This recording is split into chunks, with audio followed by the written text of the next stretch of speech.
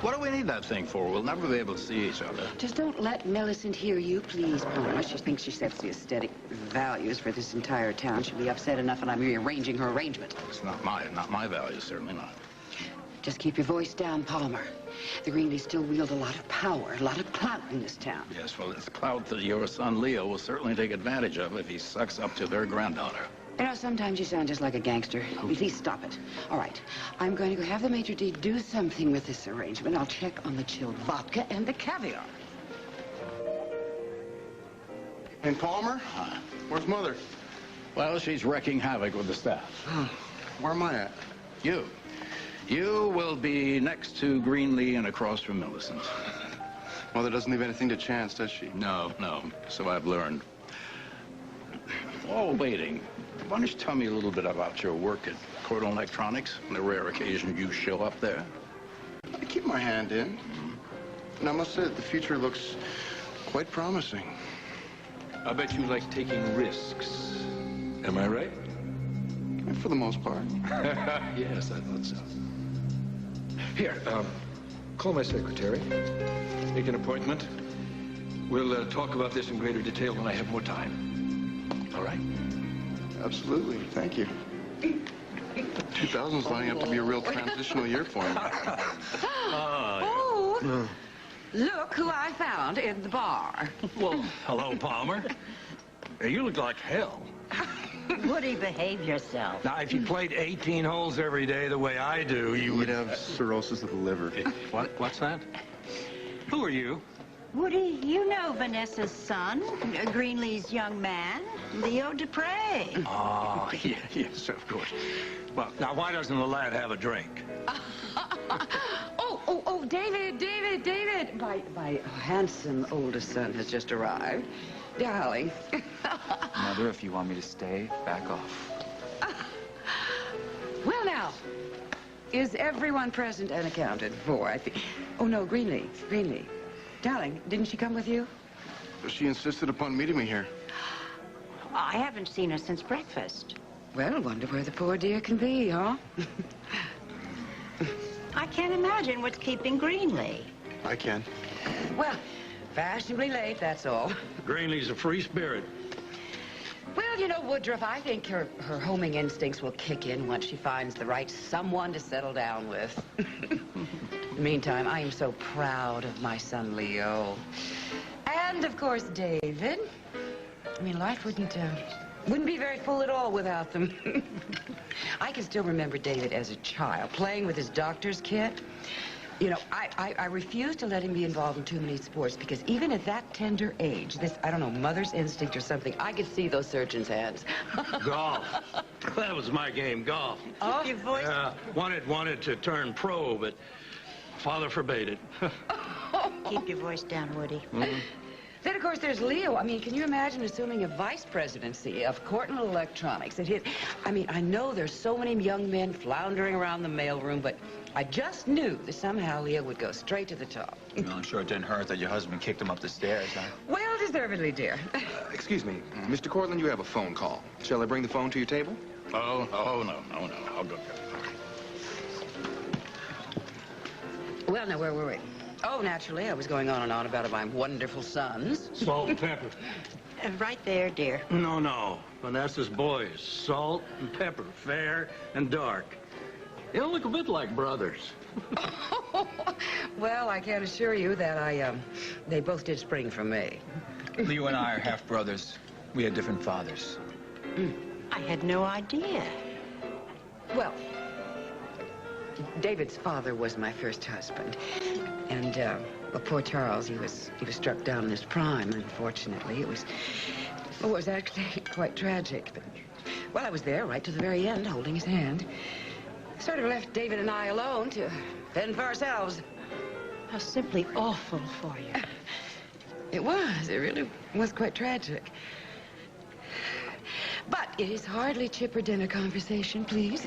Oh, I wouldn't say that, Mother. Especially since you left out the best part. Why don't you share with your dinner guests the role that you played in my father's death? Oh, David, just let it go, dear. She killed him. Oh.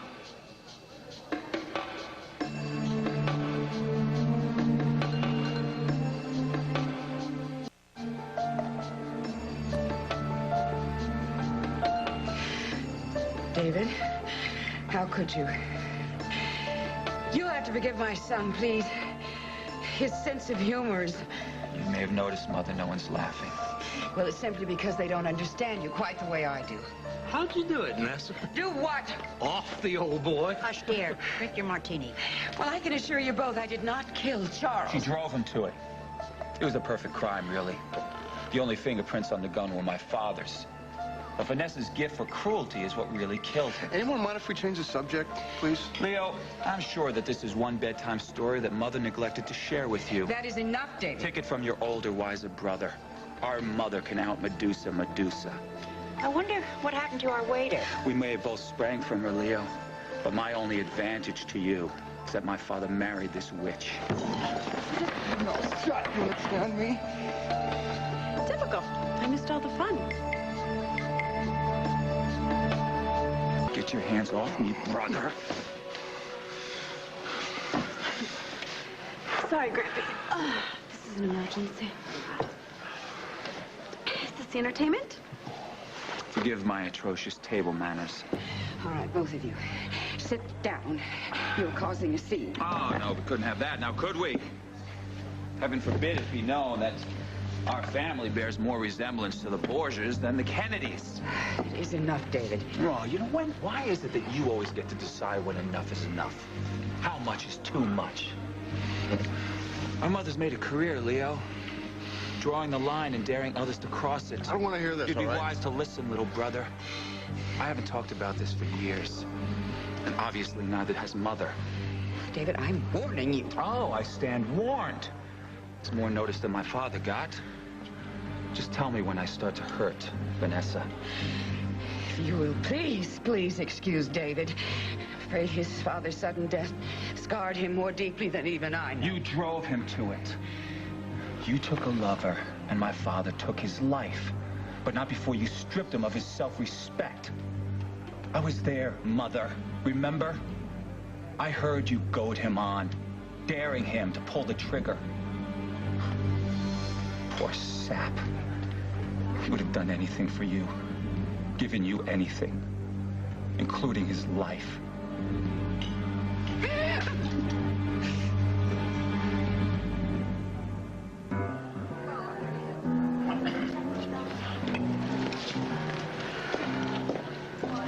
What the devil's going on here?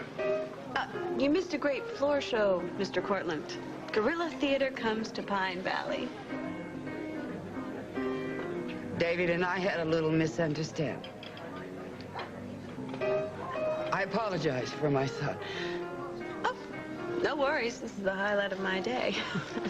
Good show you Cortland's put on, yeah. Just the thing to liven up these stuffy old dinner parties. Yes, Mother's famous for her memorable affairs.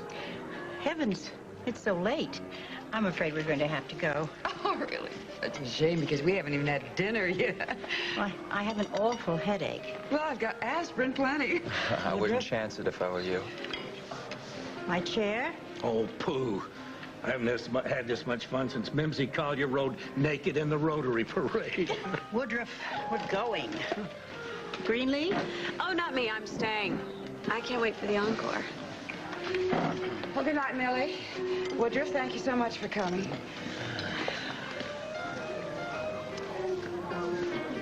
What family doesn't have its ups and downs? Janet, are you... Seeing as you ruined your mother's dinner party, you happy? I'm getting there. Palmer, would you take me upstairs, please?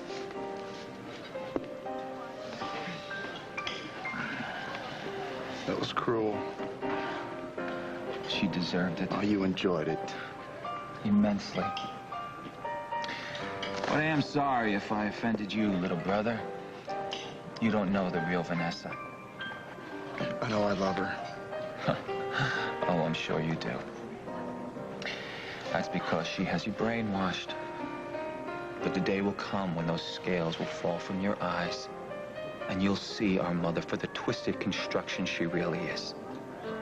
We'll talk then. Good night, Greenlee.